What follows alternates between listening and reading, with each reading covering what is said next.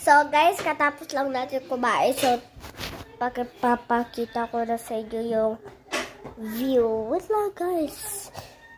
Nandito talaga tayo sa Baguio. Ang lamig. So ito ang aming kwarto. May double deck. Dito ako sa taas. Dito si mama ko. Dito yung mag-ina. Yung pinakita ko sa'yo. Tapos dito naman. Dito kami nagrararo. Yan. Ito ang aking ate and ate. Diyan ako mahihiga. Mamaya. So, papakita ko na sa inyo yung view. Bawal mo na. Medyo malamig. Pwede na naman ako. Ang lamig. Ang lamig na guys. Yun na yung view. Nandito talaga kami sa bundok. Tok-tok na to guys. Ayan o, view. Ganda ng view. So, yan. Pasok na tayo. Medyo mainit. Ay, medyo malamig. Wait lang guys. Yan guys. So, outfit na tayo. Let's go. Hello.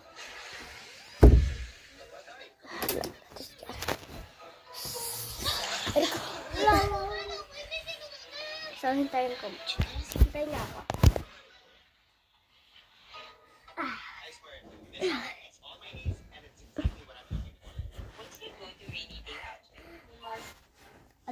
Check.